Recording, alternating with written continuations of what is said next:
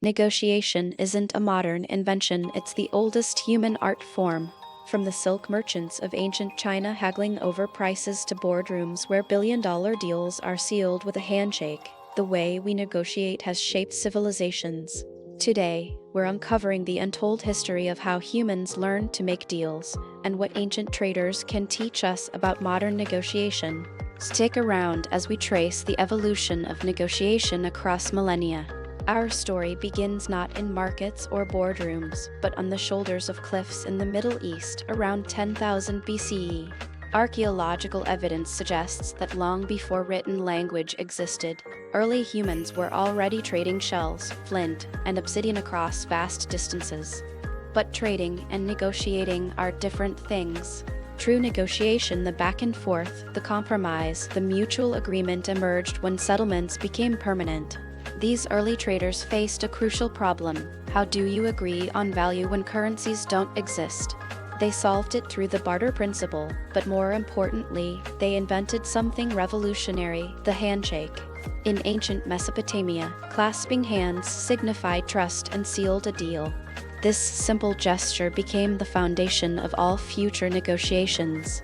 Fast forward to 3000 BCE, and negotiation suddenly became sophisticated. The Sumerians invented something that would change everything: written contracts. Clay tablets preserved in museums today show detailed agreements between merchants, offers, counteroffers, witnesses, and penalties for breaking deals. This wasn't casual trading anymore. This was legally binding negotiation. The Code of Hammurabi, created around 1754 BCE in ancient Babylon, took it further. It established rules for negotiation itself: how contracts should be witnessed, how disputes would be settled, and crucially, what happened if someone cheated. For the first time, negotiation had rules. It had structure. It had consequences. These Babylonian merchants were essentially inventing business law, and they understood something modern negotiators still struggle with: a good deal is one where both parties feel they won something. Then came the Silk Road, and negotiation became an art form. Around 130 BCE, when Chinese and Mediterranean traders first established these legendary routes, they faced an unprecedented challenge. They couldn't understand each other's languages. Yet somehow, they conducted complex negotiations spanning thousands of miles. How? They developed a system called silent trade or dumb barter. Merchants would place goods on the ground, walk away, and the other party would place payment next to it. If both sides agreed, the deal was done. If not, they'd add more goods or remove some. This continued until both parties walked away satisfied. It sounds primitive, but it solved a crucial negotiation problem. It removed ego and emotion from the table. No arguing, no threats, no manipulation, just the honest value of goods. Chinese silks, Persian spices, Indian textiles, they all moved through these routes because both sides learned to negotiate without words. The Renaissance brought something new: the birth of diplomatic negotiation. Around the 15th century, city-states in Italy realized that wars were expensive and unpredictable. So they invented professional diplomats, people whose sole job was to negotiate peace, trade agreements, and alliances without going to battle. The Medici family of Florence pioneered this approach, creating a network of ambassadors across Europe. These diplomats developed what we'd now call negotiation strategy. They studied their opponents' weaknesses, understood cultural differences, and mastered the art of compromise.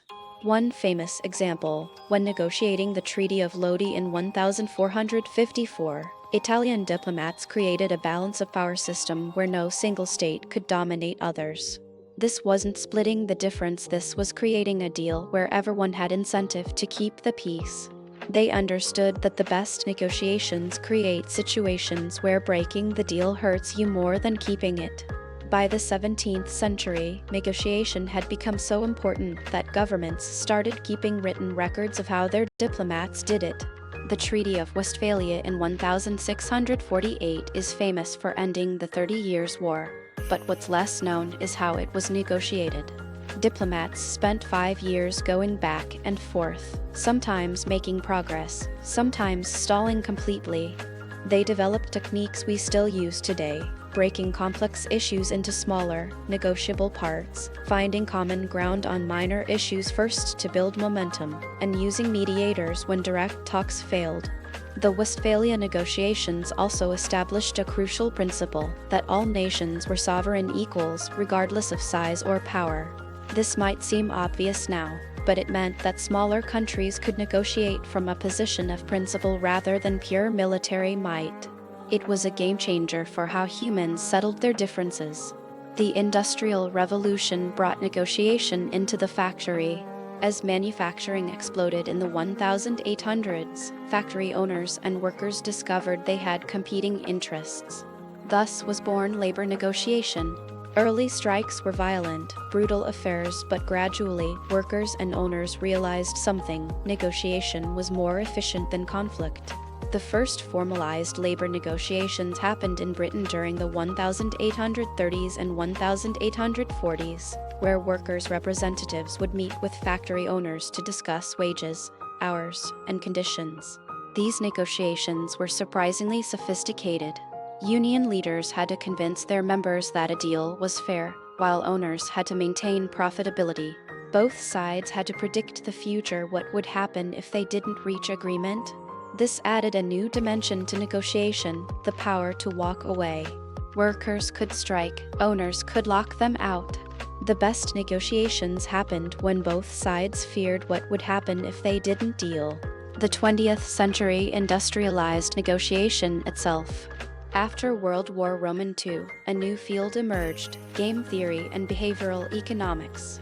Researchers like John Nash, the mathematician from A Beautiful Mind, proved mathematically that there was an optimal negotiation outcome where no one could gain by changing their strategy. This became known as the Nash equilibrium. But here's the fascinating part: it showed that the best deal isn't always the one where one side wins completely. It's the one where both sides feel they can't do better.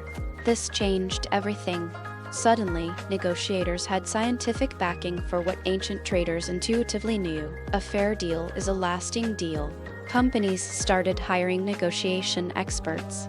During the Cold War, American and Soviet diplomats negotiated nuclear arms treaties using game theory principles.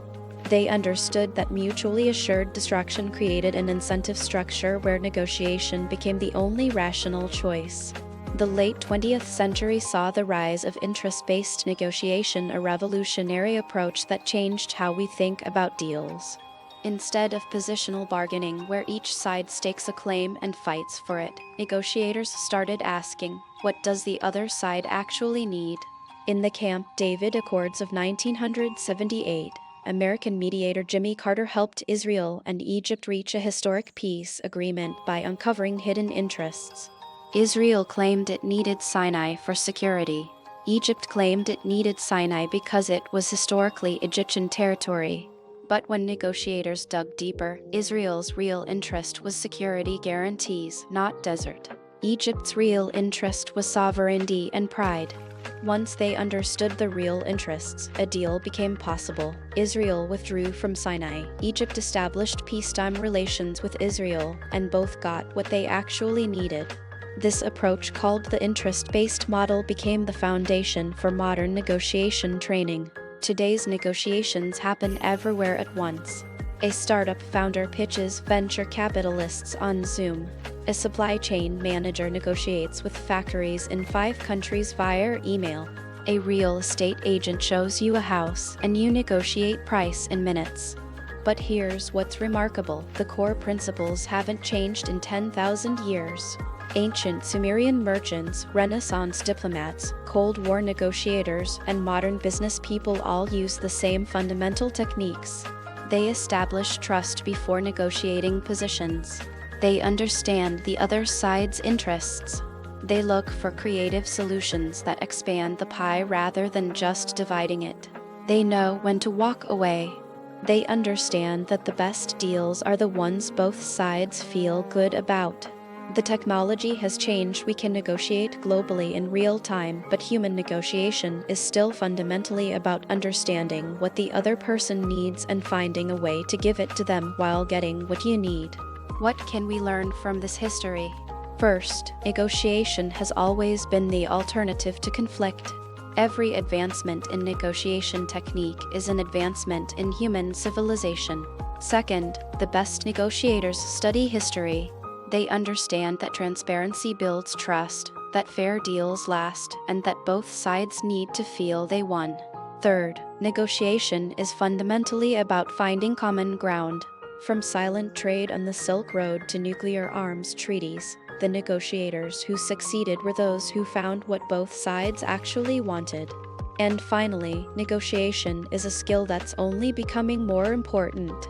In a world of increasing complexity, where no single person or nation can solve problems alone, the ability to negotiate to find agreement without domination might be humanity's most valuable skill. The next time you negotiate for something, a salary, a deal, a compromise with family, remember, you're participating in a 10,000-year-old human tradition. You're using techniques refined by emperors, diplomats, and revolutionaries. You're part of an unbroken line of negotiators stretching back to the very beginning of human civilization. History shows us that negotiation is far more than just haggling over price. It's the very foundation of civilization. From clay tablets to digital agreements, the human pursuit of mutual benefit has shaped our world. What's your favorite negotiation story from history? Drop it in the comments below. If you enjoyed this video, smash the like button and subscribe so you never miss a video like this one.